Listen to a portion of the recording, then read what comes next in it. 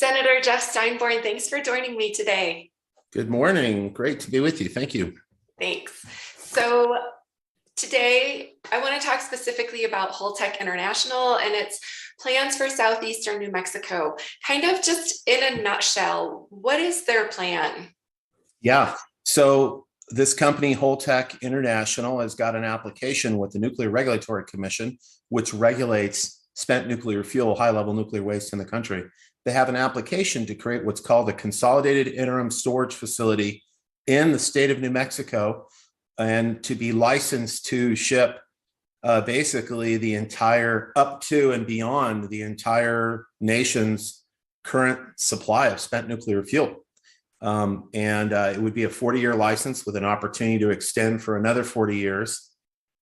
And it's got a lot of terrifying facets to it, which I will certainly go into, but it's very different from what we're used to in the state. And I think a lot of people confuse this with the WIPP facility in southeastern New Mexico. WIPP is low-level waste. It's basically defense facility waste, like gloves and, clothing and things like that used in, plutonium production and testing, and but a lower level of radioactivity and kind of danger, I guess, exposure to people. And it is a federal facility buried almost a mile underground in a salt cavern, basically. What this proposal is a private company that wants to store this material in canisters, also licensed by the Nuclear Regulatory Commission, basically partially on the surface and partially buried. And the fact that it would be owned by a private company and not the federal government just carries lots of additional risks to the state. So I'll stop right there and go into more detail. So one of the things that I've been thinking about a lot lately is you mentioned this is waste that's coming from nuclear power plants. So there are nuclear power plants in different communities throughout the country where private companies have operated nuclear power facilities, selling electricity, fueling entire economies.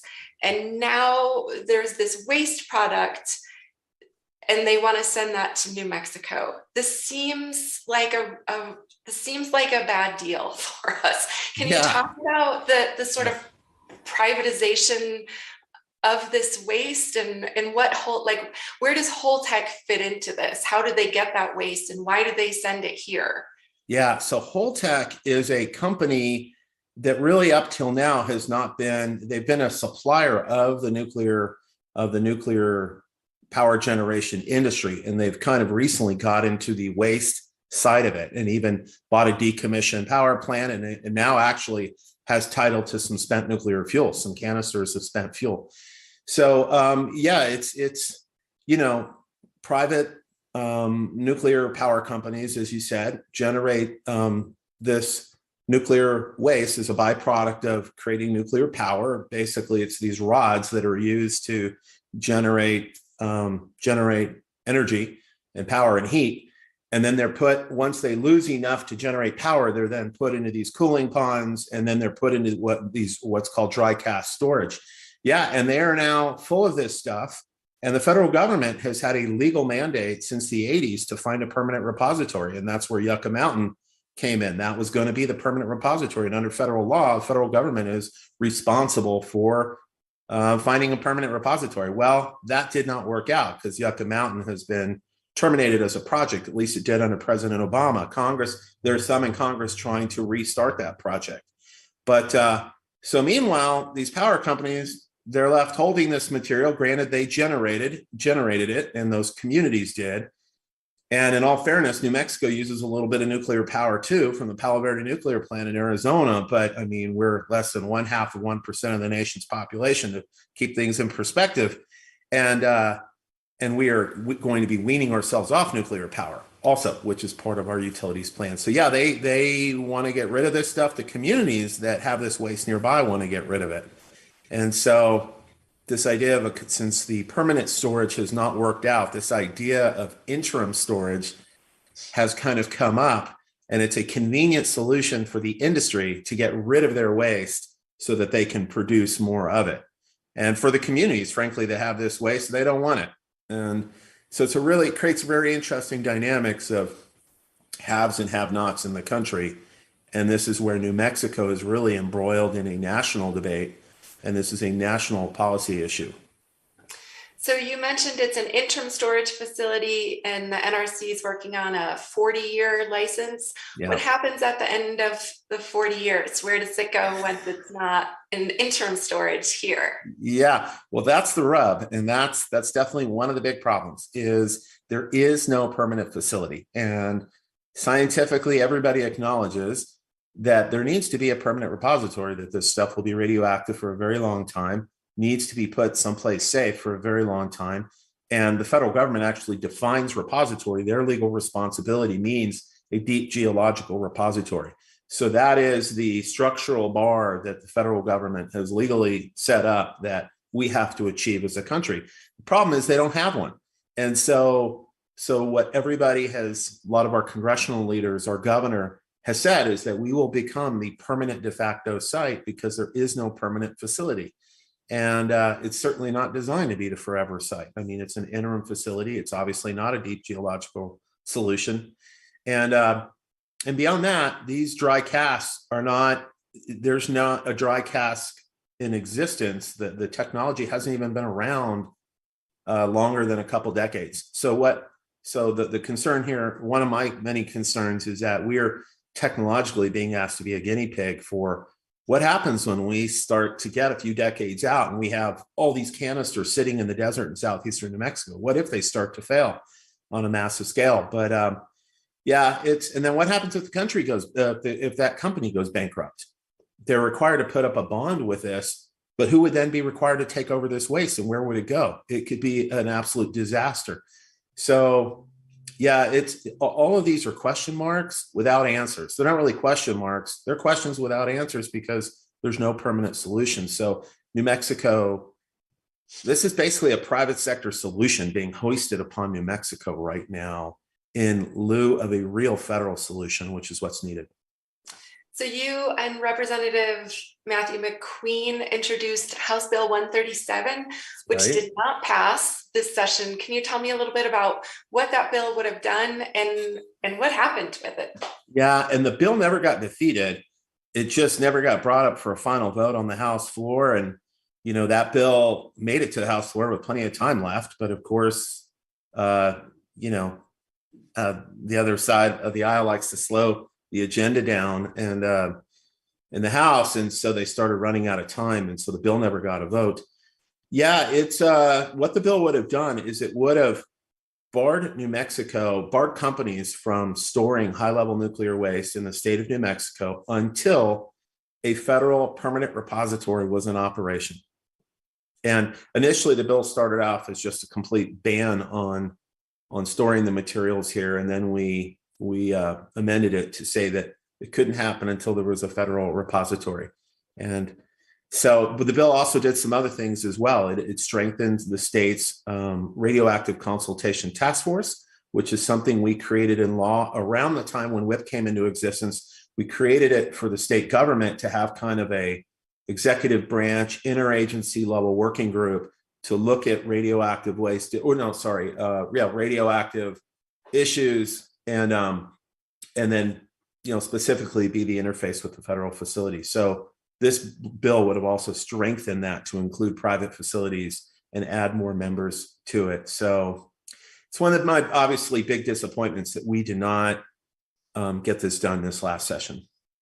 So, and I think I read that Texas passed a similar bill. And I know other states, you know, you mentioned Yucca Mountain, Nevada successfully pushed back against the permanent repository. I've seen other states.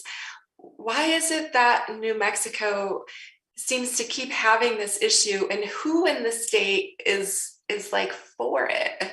It seems like so many people are against it. Who's for it here? Well, there's some political leaders in southeastern New Mexico. New Mexico is a little unique because we do have the country's only national low-level nuclear waste storage facility, WIPP. There were a lot of concerns when that facility came into being. Now they have a uranium enrichment facility there called Urenco. And so they've developed a comfort level, some political leaders in the southeastern New Mexico, with kind of this economic sector. And so they saw an opportunity, actually, and they're the ones who put this in motion, some of the political leadership in southeastern New Mexico. they recruited Holtec into submitting this proposal to the Nuclear Regulatory Commission. So they're some of the big leaders for it. Ironically, right across the border in Texas, the oil industry is super against it because obviously we see the economics of oil and gas and how hot the Permian Basin is, and they recognize the risk of having an accident in the middle of that economic activity. So our dynamics are a little different here. And so unfortunately, I see the support kind of fissure along partisan lines, which is unfortunate. But having said that, it's not, we have unique support across industries that don't typically work together that are opposed to that in New Mexico. But yeah, I think the other problem we have here is we have a much shorter session. And, with a 30-day session, Texas has a 144-day session. They had a very powerful economic industry pushing for it. Whereas in our state, we had the environmental community, which, the economic industry sometimes has more political muscle. But, the bill's gotten pretty far both times. It just didn't get pulled up for a final vote. And I'm disappointed, and I'm not going to make excuses and why they didn't bring it up for a vote. But, this bill, a different variation of this bill, passed the Senate last year. This time it would have absolutely passed the House if it had been brought up for a vote, and I believe would have passed the Senate. So I think we're right there in New Mexico, but it is a missed opportunity that we didn't pass the bill, that's for sure. So in thinking about the support for Holtec, for this industry in that part of the state, are we talking about like entire communities and thousands of people, or are we talking about, a few people? And I know that, yeah. No, I'm really glad you asked the question, because I'm going to say a few people because it was some of the political leadership of those communities, specifically Hobbs and Carlsbad, who formed a group called the Eddy Lee County Alliance to work towards this. Having said that, then there was another community right in that county, Jal, who passed a resolution opposed to this, Lake Arthur. So there are communities in southeastern New Mexico who have come out against this. And absolutely, we've heard from numerous citizens against this. I remember I'm the chair of the state's Radioactive and Hazardous Materials Interim Committee, which is a House Senate committee. We had a hearing in Hobbs. And the people that showed up were largely outside of government officials, were citizens saying we were opposed to this. And so it's good. So it's a really good question. There's not unanimous support by any means in that part of the state for this, but people all over the state are absolutely opposed to it. The proposal is to bring in this waste, these casts, through rail, and it would come in through all parts of New Mexico via armed guard. And different communities around the state, from Las Cruces that I represent to Albuquerque and the All Indian Pueblo Council of Governors, have passed resolutions saying they don't want this waste coming through their community. Resolutions representing about 40% of the state's population. So a great number of people in the state absolutely do not want us to be the storage ground for this material. Wow. So I wanted to talk a little bit about the company, which has been in the news in other states recently. Holtec was debarred from working at the Tennessee Valley Authority in 2010 due to a criminal investigation, and they were fined $2 million. There's an ongoing story in New Jersey right now where the state wants $26 million that it had given the company in tax breaks. The state wants that back. And then in New England, the Environmental Protection Agency said recently that the company was misleading the public in Massachusetts about its plans to dump radioactive waste from a nuclear power plant into Cape Cod Bay. Specifically, what do we know about this company and sort of the good faith effort that it would be putting forth here in our state? Yeah, I've been really troubled, honestly. Hokey is the word that comes to mind. I've been at the forefront of having hearings on this issue with this committee, trying to educate the citizens of the state, asking questions of the last administration. And you would think with a proposal of this profound magnitude and risk that they would acknowledge it, that they would be forthright about it, that they would to assure us of their safety capacity, they would meet us and they would be transparent about it. Instead, what they've done is they've actually hired lobbyists to try to kill my bills to have more transparency on this project.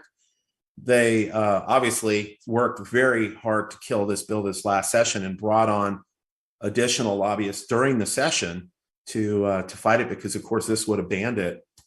And they've kind of had pulled some funny stuff during the during the process that we're in now. They one time got a letter of support from some legislators and refashioned it to call it a resolution from a legislative committee, and sent that to the Nuclear Regulatory Commission saying that a committee of the legislature had endorsed it, when in fact it was a letter of support. They put the word resolution at the top, which is absolutely outrageous. The federal regulatory entity for keeping us safe. So I had to, of course, as the chair of the committee, send a letter to the Nuclear Regulatory Commission saying, oh, gee, I'm sorry, we never passed a resolution to endorse this project. That was a misleading statement. And again, you know, they want to walk back statements that they've made about the liability to the state and the communities if an accident were to occur. Now they say, oh, no worries, we got it if something happens.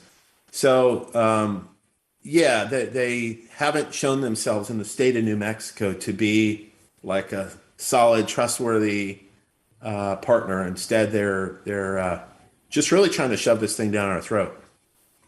And so I know these things take time. There's a process. Where in the process are we? Is there still time for people to be involved? Kind of what's happening? So they are applying for a license, and unfortunately, we're beyond the public comment period. And the Nuclear Regulatory Commission is trying to get technical information from Holtec. They've had to go back to the company 2-3 times asking to get questions answered and concerns that they have. Holtec has not provided that information. So the Nuclear Regulatory Commission has sent letters to Holtec, and this is public. People can see their correspondence. They go to the Nuclear Regulatory Commission and search for this. They can, I think, get on a list that way where maybe they can get notified.